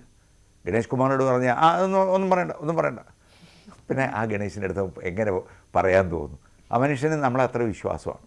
അപ്പോൾ അതുകൊണ്ട് ഞാൻ തന്നെ ഇപ്പോഴും സഹിച്ച് ക്ഷമിച്ച് മുന്നോട്ട് പോകുന്നു. അതുകൊണ്ട് സന്തോഷത്തോടുകൂടി തീർച്ചയായിട്ടും ഞാൻ ചെയ്യുന്ന ജോലി ഞാൻ എന്ന് വളരെ പോസിറ്റീവായിട്ട് കാണുന്ന ആളാണ്. ഇതിൻ്റെ ഒരു നെഗറ്റിവിറ്റി മുഴുവൻ ഞാൻ ഉൾക്കൊണ്ടുകൊണ്ട് പോസിറ്റീവായിരുന്ന തീരുമാനങ്ങൾ എടുക്കുന്നു. ഇപ്പം സീരിയലിലെ എപ്പോഴും എനിക്ക് തോന്നാറുണ്ട്, സീരിയലിൽ ചില ഘട്ടങ്ങളിൽ ഭയങ്കരമായി പേര് കേട്ട സീരിയൽ ഉണ്ടാവും. അത് കഴിഞ്ഞിട്ട് പിന്നെ അങ്ങനെ അധികം ടോക്ഡ് അബൌട്ട് ഉണ്ടാവാറില്ല. പക്ഷെ ഭയങ്കരമായ വ്യൂവർഷിപ്പ് ഉണ്ടാവുന്ന സീരിയൽസും ഒരു ഭാഗത്തുണ്ടാവും. ചില ചാനൽസ് സീരിയൽസ് കട്ട് ഓഫ് ചെയ്യുന്ന ഒരു സാധ്യതയിലേക്ക് വരുന്നുണ്ട്, ചിലർ കൂട്ടുന്നുണ്ട്. ഇതിങ്ങനെ മാറിയും മറിഞ്ഞുമാണല്ലോ വരുന്നത്, ഓരോ ചാനൽസിനനുസരിച്ച് ആണല്ലോ വരുന്നത്. ഞാൻ ചോദിക്കുന്നത് ടെലിവിഷൻ സീരിയലിൻ്റെ പോക്ക് എങ്ങോട്ടാണ്? ഇത് നമുക്കൊരു സസ്റ്റൈനബിലിറ്റി എന്ന് പറയുന്നൊരു ഫാക്ടർ ഇതിങ്ങനെ മാറിയും തിരിഞ്ഞും ഒക്കെ വരുമ്പോഴേക്കും ഒരു ആശങ്ക ഉണ്ടാകുന്നൊരു സാഹചര്യം ഉണ്ടോ? എനിക്ക് തോന്നുന്നത് സീരിയലിൻ്റെ സ്റ്റാൻഡേർഡ് ശരിക്കും പറഞ്ഞാൽ ഒരിക്കലും ഉയർച്ചയിലോട്ട് വന്നിട്ടില്ല. നമ്മൾ നല്ല സിനിമ അല്ലെങ്കിൽ കൊമേഴ്ഷ്യൽ സിനിമ എന്നൊരു വേർതിരിവ് അവിടെ ഉള്ളതുപോലെ സീരിയലിൽ അങ്ങനെ ഒരു വേർതിരിവില്ല. ശരിക്കും പറഞ്ഞാൽ ഒറ്റ ടൈപ്പാണ് എല്ലാം. എല്ലാത്തിൻ്റെയും കഥ നോക്കിയാൽ എല്ലാത്തിനും ഓരോ നിയർലി സെയിം കഥയായിരിക്കും. എല്ലാത്തിനകത്തൊരു അമ്മായിയമ്മ അല്ലെങ്കിൽ അങ്ങനെയുള്ള കുറേ സ്ഥിരം ചേരുവ എന്ന് പറയില്ലേ, അതെല്ലാം കൂടി ചേർത്തിട്ടുണ്ടാക്കുന്നത്. അതായത് ഈ മന്ത്രിമാരിപ്പം ഇതിന് യോഗ്യതയില്ല, ഇതിന് നമുക്കൊരു അവാർഡ് കൊടുക്കാൻ പറ്റത്തില്ല എന്ന് പറയുന്നതിനകത്ത് യോജിപ്പ് പ്രകടിപ്പിക്കുന്നുണ്ടോ താങ്കൾ? ഇല്ല, അതില്ല. ഞാൻ ചോദിക്കട്ടെ, ഒരു റേസിന് 3 പേര് ഓടുന്നു. അതിനകത്ത് 3 പേരിൽ ആരെങ്കിലും ഒരാൾ ഫസ്റ്റ് എത്തുമല്ലോ.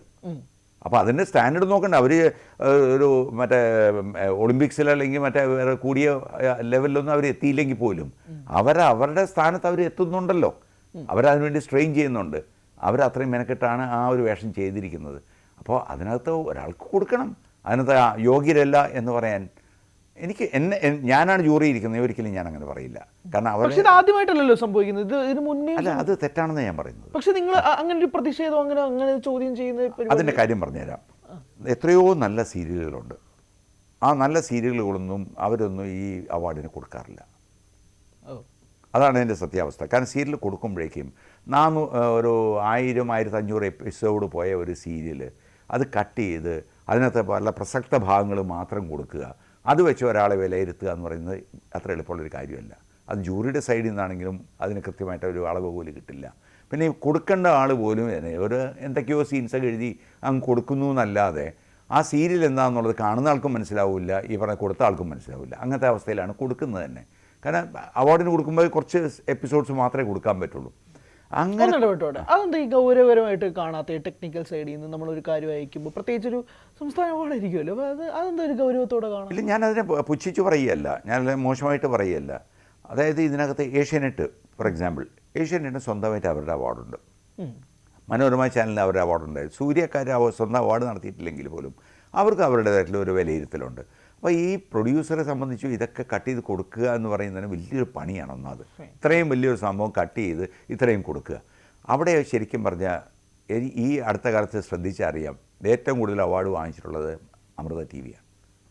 അമൃത ടി വിയാണ് ഇപ്പോൾ ഈ പറഞ്ഞ ചാനലുകളിൽ ഏറ്റവും കൂടുതൽ ക്വാളിറ്റിയുള്ള സീരിയൽ മെയിൻറ്റെയിൻ ചെയ്തിട്ടുള്ളത്. അവരങ്ങനെ ഒരു കമേഴ്ഷ്യൽ എലിമെൻറ്റ് നോക്കിയല്ല. അപ്പോൾ നേരത്തെ ഞാൻ തുടക്കത്തിലേ പറഞ്ഞു പലതും ഒരേ ടൈപ്പാണെന്ന്. അതിൽ നിന്ന് എന്തെങ്കിലും വ്യത്യസ്തത കാണണമെങ്കിൽ കാണുന്നത് അമൃതയിലാണ്. അമൃതയിൽ എപ്പോഴും നല്ല സീരിയൽസാണ് എടുത്തിട്ടുള്ളത്.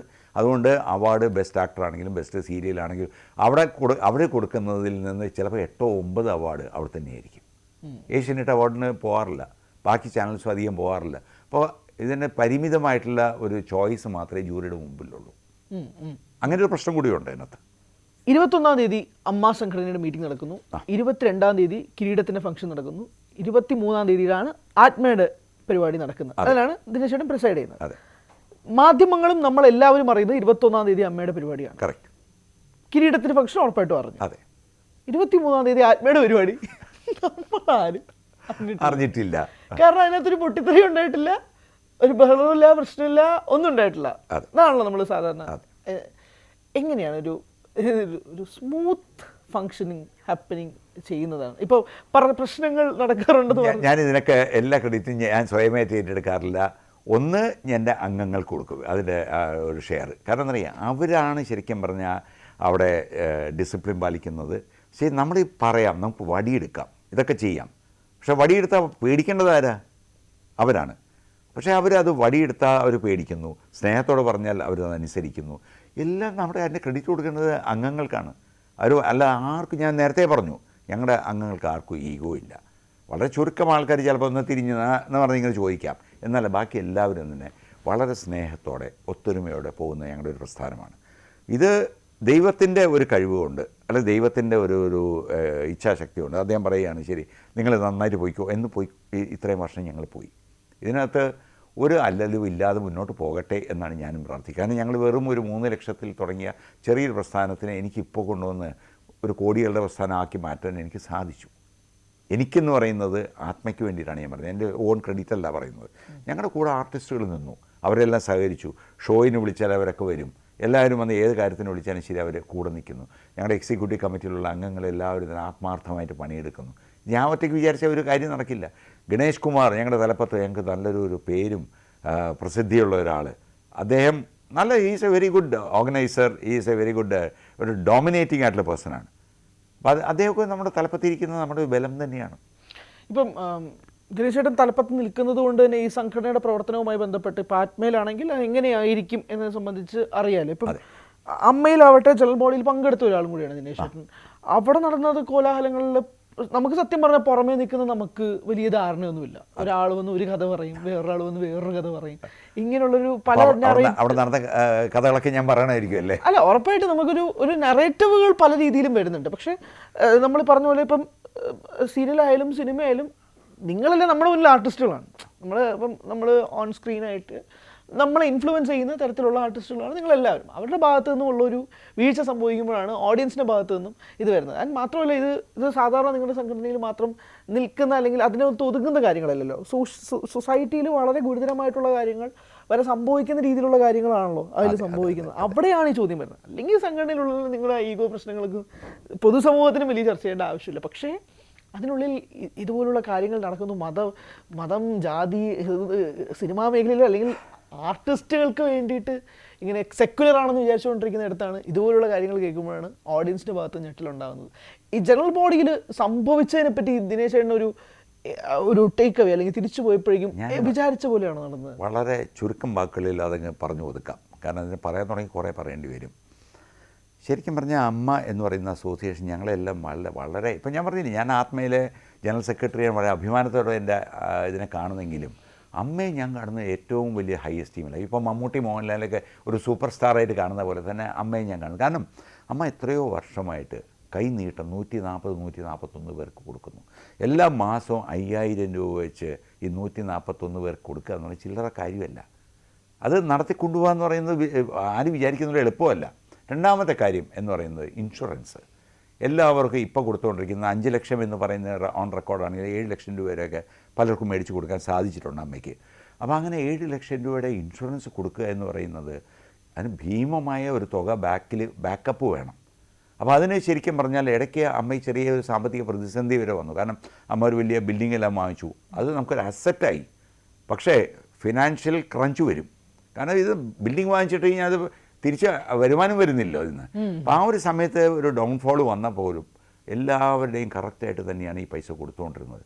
ഈ അസറ്റ് എവിടെ കിടക്കുന്നു, അസറ്റ് വളരുന്നു. ഇതിൻ്റെ കൂട്ടത്തിൽ ഇവിടെ ഈ സൈഡിൽ ഫിനാൻസ് കുറച്ച് വേണം. അപ്പോൾ തന്നെ മമ്മൂട്ടി, മോഹൻലാൽ അവരൊക്കെ ഇടപെട്ടു, ഷോസ് നടത്തി. വേണ്ടുന്ന 5 കോടി 6 കോടി എന്നൊക്കെ പറഞ്ഞ് ഓരോ ഷോയ്ക്കും തിരിച്ച് എമൗണ്ട് വന്നു തുടങ്ങി. അമ്മ സ്റ്റേബിളായിട്ട് നിൽക്കുകയാണ്. ഇതിൻ്റെ ബാക്ക്ഗ്രൗണ്ട് നോക്കുമ്പോഴേക്ക് ഇതിനകത്ത് വളരെ ആദ്യമായിട്ട് ഞാൻ ഏറ്റവും കൂടുതൽ അഭിമാനത്തോടെ കാണുന്ന ഒരാളാണ് ഇടവേള ബാബു. ഇടവേള ബാബു ഈ ഇത്രയും വർഷങ്ങൾ ഈ പറഞ്ഞ അമ്മയെ നയിച്ചു എന്ന് പറയുന്ന ചില്ലറ കാര്യം. ഇപ്പം ഞാൻ ഇത്രയും വർഷത്തോളം 18 വർഷത്തോളം ചെയ്യുമ്പോൾ എനിക്കറിയാം അതിൻ്റെ ബുദ്ധിമുട്ട്. അപ്പോൾ ബാബു അത് വളരെ ഭംഗിയായിട്ട് കൊണ്ടുപോയി. പിന്നെ ഇന്നസെൻ്റ് ഏട്ടനെ നമുക്ക് മറക്കാൻ പറ്റില്ല. ഇന്നസെൻ്റ് ഏട്ടൻ അവിടെ ഇരുന്ന് തമാശ പറഞ്ഞാണെങ്കിലും വഴക്ക് പറഞ്ഞാണെങ്കിലും ഇന്നസെൻ്റ് ഏട്ടൻ നല്ലപോലെ നയിച്ചു. പിന്നെ മമ്മൂട്ടി, മോഹൻലാൽ ഇവരൊക്കെ ഈ പറഞ്ഞില്ല ഒരു താരപദവി എന്ന് പറയുന്ന പോലെ ഇതിൻ്റെ ആ ഒരു തലപ്പത്ത് കുറേ നാളുണ്ടായിരുന്നു. അവിടെ ഒന്നും ആരും ചോദ്യങ്ങൾ ചോദിക്കില്ല. കാരണം ഇവരെ പറഞ്ഞാൽ അത് വേദവാക്യമാണ്. അത് ഒരു പ്രശ്നവുമില്ല. ഇത് കഴിഞ്ഞ കുറച്ച് നാളായിട്ട് എനിക്കൊന്ന് കഴിഞ്ഞ ഒരു 2-3 വർഷമായിരിക്കാം, ഞാൻ കൃത്യമായിട്ട് കണക്ക് നോക്കി പറയാനില്ല, ചെറിയ മാറ്റങ്ങളൊക്കെ വന്നു തുടങ്ങി. കാരണം മമ്മൂട്ടി മോഹൻലാലിനൊക്കെ ഈ ഞാനതിന് ആക്ച്വലി കൂടുതൽ കുറ്റം പറയുന്ന മാധ്യമങ്ങളെയാണ്. മാധ്യമങ്ങൾ കയറി മോഹൻലാലിനെ കൂടുതൽ അങ്ങോട്ടേക്ക് മേയാൻ തുടങ്ങി. അദ്ദേഹത്തിന് വരെ ഭയങ്കരമായിട്ട് ഫീൽ ചെയ്ത് തുടങ്ങി. അദ്ദേഹം സ്ട്രോങ് മനുഷ്യനായതുകൊണ്ടാകാം അദ്ദേഹം പ്രതികരിച്ചില്ല. പക്ഷേ ആ മനുഷ്യനെ ഇത്രയും വേദനിപ്പിച്ചപ്പോൾ അദ്ദേഹത്തിനോട് ഞാൻ എന്തിനും ഇതൊക്കെ ചെയ്യുന്നത്. ഇപ്പോൾ ആ ഒരു അവസ്ഥ ചിലപ്പോൾ എനിക്കും പറയാം. നാളെ ഈ പറയില്ല ഒരു മൊത്തത്തിൽ ഇതിന് ക്രിറ്റിസിസം മാത്രം എൻ്റെ തലയിലോട്ട് വന്നു കഴിഞ്ഞാൽ ഞാൻ ഉടവില്ലേ ഞാൻ പറഞ്ഞാൽ ഇറങ്ങിപ്പോകുന്നത് എന്ന് പറയുന്ന പോലെ ലാലിനൊക്കെ ഞാൻ കണ്ടത്, സ്റ്റേജിൽ കണ്ടതാണ്. ലാലിനെങ്കിൽ ആ ഓരോ റിയാക്ഷൻസൊക്കെ നമ്മൾ ശ്രദ്ധിച്ചാണ്. മമ്മൂക്കയത് അവർക്ക് അത്രയും സ്ട്രോങ് വ്യക്തികളാണ്. അവർക്ക് നമ്മൾ സ്നേഹവും ആദരവും കൊടുക്കുന്ന അത്രയും വലിയ വ്യക്തികളാണ്. പക്ഷേ അവരെയൊക്കെ ഇട്ട് കുടയുന്നത് കാണുമ്പോൾ അവസാനം അവർ പതുക്കെ പറഞ്ഞില്ല ഞാനില്ല എന്ന് പറഞ്ഞവർ മാറിക്കഴിയുമ്പോഴേക്ക് ഈ നേതൃത്വ സ്ഥാനത്തേക്ക് വരാനായിട്ട് പിന്നീട് ആരും വരുന്നില്ല. സുരേഷ് ഗോപിക്ക് പറ്റുന്നില്ല, ഗണേഷ് കുമാറിന് പറ്റുന്നില്ല. ഗണേഷ് കുമാറൊക്കെ അന്ന് മന്ത്രിയും കാര്യങ്ങളുമാണ്. അപ്പോൾ ആ സമയം അദ്ദേഹത്തിന് പറ്റുന്നില്ല. അല്ലെങ്കിൽ അത്രയും പവറുള്ള ഏതെങ്കിലും ഒരാളെ സ്ഥാനത്ത് കയറിയിരിക്കണം. അപ്പോൾ ഇലക്ഷൻ വരുമ്പോൾ എല്ലാവരും ചാടിക്കയറി അങ്ങ് നിൽക്കുകയാണ്. അപ്പോൾ എല്ലാവരും കയറി നിൽക്കുമ്പോഴേക്കും നമുക്കതിനുള്ള യോഗ്യതയുണ്ടോ എന്നുള്ളത് പലരും ആദ്യം ചിന്തിക്കണമായിരുന്നു. ഇതിനകത്ത് നല്ല ആൾക്കാരുണ്ട്, യോഗ്യതയുള്ള ആൾക്കാരുണ്ട്. പക്ഷേ അതേപോലെ തന്നെ യോഗ്യതയില്ലാത്ത ആൾക്കാരും ഉണ്ട്. അതെല്ലായിടത്തും ഉണ്ടാവും. ആത്മയിലും ഉണ്ട്, അമ്മയിലും ഉണ്ട്. അപ്പോൾ അവരൊക്കെ കയറി ഇരുന്ന് കഴിയുമ്പോഴേക്കും ഇതിനത്തെപ്പറ്റി സ്റ്റഡി ചെയ്യാതെ, ഇതിനകത്ത് ആദ്യത്തെ ബാലപാഠങ്ങൾ പോലും പഠിക്കാതെ വന്ന് അവിടുത്തെ കാര്യം അവിടെ തന്നെ പറഞ്ഞു തീർക്കണം. ഇപ്പം ഞങ്ങളുടെ കമ്മിറ്റിയിൽ ഞങ്ങൾ എപ്പോഴും പൊട്ടിത്തെറിയൊക്കെ ഉണ്ടാവാറുണ്ട്. അവിടെ ഗണേഷ് കുമാർ ഞങ്ങളുടെ നേതാവ് അവിടെ ഉണ്ട്. ഗണേഷ് കുമാർ ദിനേശ് അതങ്ങ് പറഞ്ഞു തീർക്ക്, അത് രണ്ടുപേരെയും പറഞ്ഞ് അവിടെ സമാധാനിപ്പിക്കും. ഞങ്ങൾ അവിടെ ചെന്നങ്ങ് തീർക്കും. ഒരു മനുഷ്യൻ പുറത്ത് അറിയുന്നില്ല. അല്ല, അത് വളരെ പോയിന്റാണ് ദിനേശ്. അതായത് ഈ അമ്മയിൽ ഇതിന് മുമ്പും പൊട്ടിത്തെറികളുണ്ടായിട്ടുണ്ട്, പക്ഷെ അത് പുറം ലോകം അറിഞ്ഞിട്ടില്ല. അപ്പോൾ ഇപ്രാവശ്യവും അത് ചെയ്യണമായിരുന്നു. അത് എന്ത് കാരണം കൊണ്ടാണ് ഇവരത് സമൂഹത്തിലേക്ക് എത്തി നോക്കിയത്, അല്ലെങ്കിൽ നേരെ ഈ പറയുന്ന മീഡിയയിലോട്ട് വന്നത്, ചിലർ നേരെ കോടതിയിൽ പോകുന്നു, ഇതൊക്കെ തെറ്റായ കീഴ്വഴക്കമാണ്. ഞാൻ ആത്മയിൽ ഞാൻ ആദ്യം തന്നെ ഒരു സ്ട്രോങ് സ്റ്റാൻഡ് എടുത്തിട്ടുണ്ട്. ഒരു ആർട്ടിസ്റ്റ് അവർക്ക് പരാതിയുണ്ട്, അവരാദ്യം തന്നെ കയറി സോഷ്യൽ മീഡിയയിൽ പോയി എനിക്ക് ഇന്ന പ്രൊഡ്യൂസർ കാശ് തരാനുണ്ട്, ഇന്ന ചാനൽ കാശ് തരാനുണ്ട് എന്ന് പറഞ്ഞിട്ടുണ്ടെങ്കിൽ എൻ്റെ അടുത്ത് പിന്നെ പരാതിയായിട്ട് വന്ന് ഞാൻ പറയും നിങ്ങൾ മീഡിയയിൽ പോയതല്ലേ, അവിടെ തീർത്തിട്ട് വാ, അതിന് ശേഷം നമുക്ക് ആലോചിക്കാം എന്ന് പറഞ്ഞെങ്കിൽ തിരിച്ച് പറഞ്ഞു വിടും. അല്ലെങ്കിൽ പോലീസ് സ്റ്റേഷനിൽ പോയി നേരത്തെ പരാതി കൊടുത്തു. പിന്നെ എന്തിനാണ് ആത്മയിലോട്ട് വരുന്നത്? കാരണം നമുക്കങ്ങനെ ഒരു ജുഡീഷ്യൽ പവേഴ്സ് ഇല്ല. നമുക്കാണെങ്കിൽ ഒരു പോലീസിൻ്റെ പവറോ അല്ലെങ്കിൽ ഒരു കളക്ടറിൻ്റെ പവറോ ഒന്നും നമുക്കില്ല. നമ്മളവിടെ സ്നേഹത്തിൻ്റെ ഭാഷയിൽ ആണ് ഈ സംസാരിച്ചത് എല്ലാവർക്കും പൈസ മേടിച്ചു കൊടുക്കുന്നത്, പ്രശ്നങ്ങൾ തീർത്തു കൊടുക്കുന്നത്. അതേപോലെ തന്നെ ഇവർ സഹകരിക്കണം. അപ്പം നിങ്ങൾ ആദ്യം മീഡിയയിലോ പോലീസിലോ കോടതിയിലോ ഒക്കെ പോയിട്ടുണ്ടെങ്കിൽ അത് അവിടെ തന്നെ തീർത്തിട്ട് വാ, ഞങ്ങൾക്ക് യാതൊരുമില്ല. പക്ഷേ അത് തിരിച്ചു വരുമ്പോൾ നിങ്ങൾ മെമ്പറായിരിക്കണം എന്ന് യാതൊരു നിർബന്ധവുമില്ല. അപ്പം നമുക്ക് സ്ട്രോങ് സ്റ്റാൻഡ് എടുക്കാൻ പറ്റും ഇതിനകത്ത് ഞാൻ പറയുന്നത് അമ്മയിൽ പറ്റിയ അബദ്ധം അതാണ്. ഇത് ആരോ ഒരാൾ തെറ്റ് കാണിച്ചപ്പോൾ തന്നെ അതിനെ വടിയെടുക്കാനും പറഞ്ഞു മനസ്സിലാക്കാനും ഒരു എൽഡേർലി ആയിട്ടുള്ള ഒരാൾ മുൻകൈ എടുക്കണമായിരുന്നു. അതിനെപ്പോഴും നമ്മൾ പറയുന്നത്, ഞാൻ ഏറ്റവും ബഹുമാനിക്കുന്നത് മധുസാറൊക്കെ ഉള്ളൊരു കാലത്ത് അദ്ദേഹം ഒരു ഹൈ പവർ കമ്മിറ്റി എന്ന് പറഞ്ഞൊരു കമ്മിറ്റി ഉണ്ടായിരുന്നു. ഈ അമ്മയുടെയും തൊട്ട് മുകളിലൊരു കമ്മിറ്റിയാണത്. ആ ഹൈ പവർ കമ്മിറ്റിയുടെ വലിയ ആൾ കാർന്നോരെന്ന് പറയുന്നത് മധുസാറാണ്. ആ മധുസാറ് വിളിച്ച് ഓക്കെ അത് ചെയ്യ് എന്ന് പറഞ്ഞാൽ എല്ലാവരും ചെയ്യും എന്ന് പറഞ്ഞ പോലെ ആ ഒരു കമ്മിറ്റി അവിടെ രൂപീകരിക്കാമായിരുന്നു. അല്ലെങ്കിൽ ഈ പ്രശ്നങ്ങൾ ഇൻറ്റേർണലായിട്ട് തീർക്കാമായിരുന്നു. ഇതൊന്നും തീർക്കാതെ നേരെ മാധ്യമങ്ങളിലേക്ക് പോകുന്നു, പബ്ലിക്കിലേക്ക് പോകുന്നു, നേരെ പോലീസും കോടതിയായിട്ട് പോകുന്നു. ഇതൊക്കെ തെറ്റായ സംഭവമായി പോയി. എൻ്റെ കാഴ്ചപ്പാടാണ്. വ്യക്തമാണ്, ലീഡർഷിപ്പ് ക്വാളിറ്റി എന്ന് പറയുന്ന ഒരു സംഭവം ലാക്ക് ചെയ്തു എന്നത് തന്നെയാണ് ഇതിൻ്റെ ഏറ്റവും പ്രധാനം. അതെ, എല്ലാവരും പറഞ്ഞ് ഇപ്പോൾ സ്ത്രീകൾ വന്നുകൊണ്ടാണെന്നാണ് പൊതുവെ. അങ്ങനെയാണ് ഇപ്പോൾ വിലയിരുത്തൽ വന്നിരിക്കുന്നത്. സ്ത്രീകളായിരുന്നു. ഇപ്പോൾ ശ്വേത മേനൻ കഴിവുള്ള സ്ത്രീയാണ്, അല്ല എന്ന് ആരും പറയുന്നില്ല. She is such A senior person. കാരണം എത്ര വർഷമായിട്ട് രംഗത്തുള്ള ആളാണ്. She is heroine. മലയാളത്തിലും ഹിന്ദിയിലും തമിഴിലും ഒക്കെ അഭിനയിച്ച സ്ത്രീയാണ്. അവർ നല്ല വെൽ റെഡാണ്. അവർക്ക് നല്ലപോലെ കമ്മ്യൂണിക്കേറ്റ് ചെയ്യാൻ പറ്റും. മലയാളം കുറച്ച് വീക്കാണെങ്കിലും അവർ ഇംഗ്ലീഷിലും ബാക്കി കാര്യങ്ങളിലൊക്കെ she is A very strong woman. പക്ഷേ അവർക്ക് കൊടുക്കേണ്ട ഒരു പരിഗണന ഒരു പ്രസിഡൻ്റ് എന്ന രീതിയിൽ കൊടുത്തിട്ടില്ല എന്ന് എനിക്ക് തോന്നുന്നു. കാരണം ഇപ്പോൾ മമ്മൂട്ടി മോഹൻലാൽ ഈ സ്ഥാനത്തുണ്ടായിരുന്നെങ്കിൽ ഇത് ഇത്രയും പൊട്ടിമുളക്കില്ലായിരുന്നു. ലാലോടെ പറഞ്ഞിരുന്നെങ്കിൽ, അല്ലെങ്കിൽ അവരുടെ അടുത്ത് ഒരു അഡ്വൈസ് ഇവരായിരിക്കും ചോദിച്ചിട്ടുണ്ടോ എന്ന് എനിക്കറിയില്ല. അത് ഇനി അവർ ഇൻവോൾവ് ആകാനുള്ള സമയം കിട്ടാത്തതുകൊണ്ടാണോ എന്താണെന്ന് എനിക്കറിയില്ല. വാട്ട് എവർ ഇറ്റ് ഈസ്, ഇത് എന്നോട് ചോദിച്ച മാധ്യമങ്ങളോടൊക്കെ ഞാൻ പറഞ്ഞിട്ടുള്ളത് കുടുംബത്തിൽ തീർക്കാനുള്ളത് കുടുംബത്തിൽ തീർക്കണമായിരുന്നു. ആ വീഴ്പ്പ് മുഴുവൻ കൊണ്ടുപോയി പബ്ലിക്കിൽ കൊണ്ട് ഇറക്കിയത് വളരെ മോശമായി പോയി. ദിനേശൻ പറഞ്ഞൊരു എക്സാമ്പിൾ എനിക്ക് സ്ട്രൈക്ക് ചെയ്തുകൊണ്ട് ഞാൻ എടുത്തിടുക. അതായത് ഇപ്പം നിങ്ങൾ സോഷ്യൽ മീഡിയയിൽ പോയി പറഞ്ഞെങ്കിൽ അവിടെ തീർക്കും എന്നുള്ളതാണ്. അതെ, ഇവിടെ കേസ് അങ്ങനെ ആയിരുന്നില്ലല്ലോ. ഇവിടെ അകത്ത് പരാതിപ്പെട്ടിരുന്നു. ആ പരാതി കിട്ടിയതായിട്ട് പ്രസിഡന്റ് അറിയില്ല, പരാതിയുടെ മെയിൽ വന്നതായിട്ടും അറിയില്ല. ഇതിന് മുന്നേ 2-3 പരാതികളായിട്ട് മുന്നോട്ട് പോയിട്ടുണ്ട് അൻസിബ. പക്ഷെ അങ്ങനൊന്നും തീർക്കാനുള്ള പരാതി ഉണ്ടായിട്ടില്ല. ഇത് അമ്മയുടെ ഭാഗമല്ല എന്നാണ്. അത് വന്നിട്ടുണ്ടെങ്കിൽ ഇന്റേണൽ മിസ്മാനേജ്മെൻ്റ് ആണ്. ഇന്റേണൽ മിസ്മാനേജ്മെൻ്റ് അത് പ്രസിഡൻ്റാണോ അത് സെക്രട്ടറിയുടെ സൈഡിൽ നിന്നാണോ അത് ഇനി അവർ തമ്മിൽ യോജിപ്പില്ലാതെ വന്നുകൊണ്ടാണോ എന്താണെന്ന് എനിക്കറിയില്ല. അവിടെയാണ് ഏറ്റവും വലിയൊരു പ്രശ്നം ആദ്യമായിട്ട് എനിക്ക് ഫീൽ ചെയ്യുന്നത്. കാരണം പ്രസിഡന്റ് സെക്രട്ടറിയും ഒറ്റക്കെട്ടായിട്ട് പോയില്ലെങ്കിൽ പ്രസ്ഥാനം മുന്നോട്ട് പോകാൻ വലിയ പാടാണ്. ഇപ്പോൾ ഇവിടെ ഗണേഷ് കുമാർ ഞാനുമായിട്ട് ഈ പറഞ്ഞില്ല അങ്ങോട്ടും ഇങ്ങോട്ടും തിരിഞ്ഞ് നിൽക്കുകയാണെങ്കിൽ ആത്മ എന്ന് വീണമെന്ന് ചോദിച്ചാൽ മതി.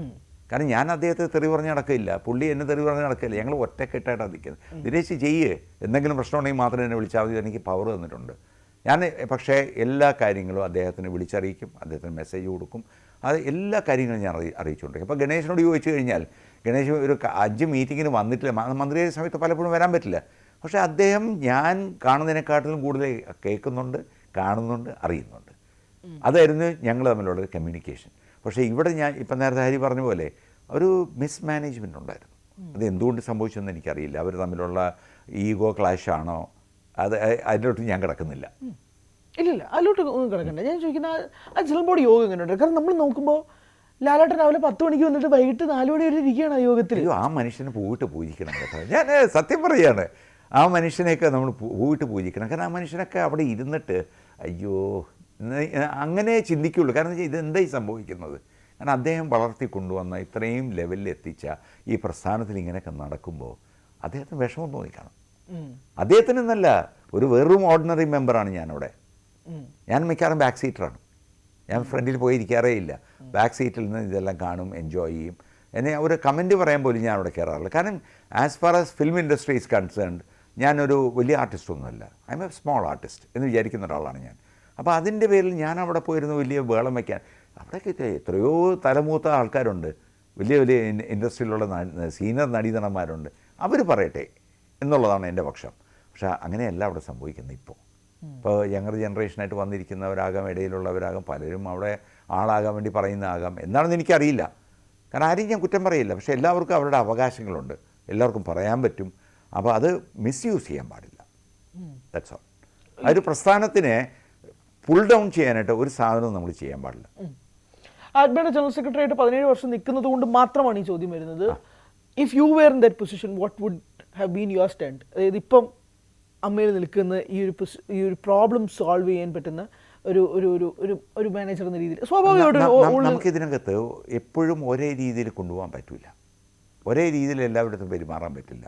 ചിലയിടത്തൊക്കെ ഞാൻ ദേഷ്യപ്പെടാറുണ്ട്, ചിലയിടത്തൊക്കെ പറഞ്ഞ് വടിയെടുക്കാറുണ്ട്, ചിലയിടത്ത് ഈ പറഞ്ഞ പോലെ ഞാൻ വിരട്ടാറുണ്ട്, ചിലയിടത്ത് നമ്മൾ താന്ന് നേരെ പറഞ്ഞൊരു ഒരു പാവത്തരമായിട്ട് നിൽക്കാറുണ്ട്. കാരണം നമുക്ക് എല്ലാ തരത്തിലുള്ള അപ്രോച്ചും എടുത്താൽ മാത്രമേ ഒരു പ്രശ്നം സോൾവ് ചെയ്യാൻ പറ്റുള്ളൂ.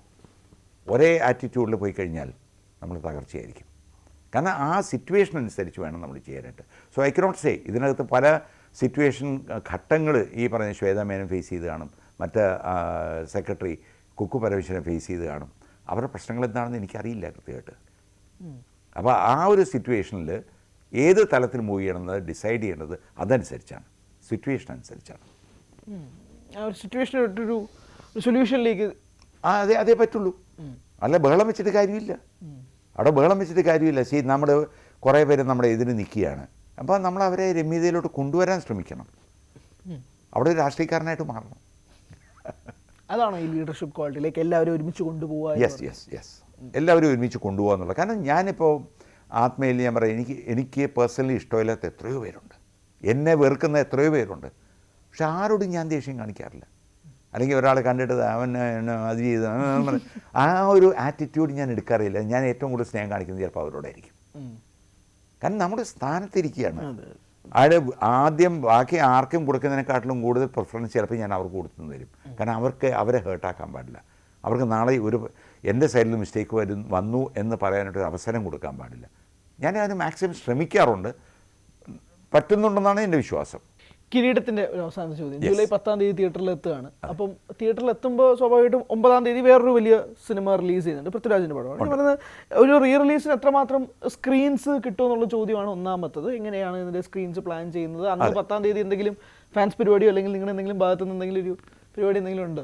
അത് ആക്ച്വലി ഇതിനകത്ത് പ്രൊഡ്യൂസേഴ്സായ ഞാനും ഉണ്ണിയും അല്ല ഇതിനകത്ത് കൂടുതൽ ഇൻവോൾവ് ആയിട്ടുള്ളത്.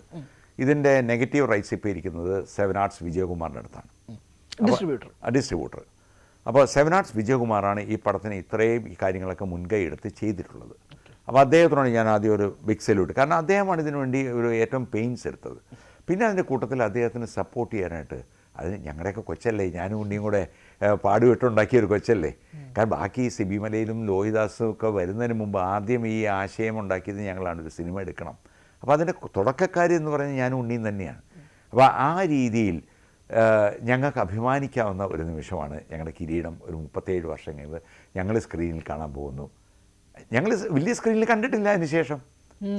ചെറിയ സ്ക്രീനിൽ വീട്ടിൽ ഇടയ്ക്കിടയ്ക്ക് തോന്നുമ്പോഴൊക്കെ ഇത് കാണുന്നുണ്ട്, അത് വേറെ കാര്യം.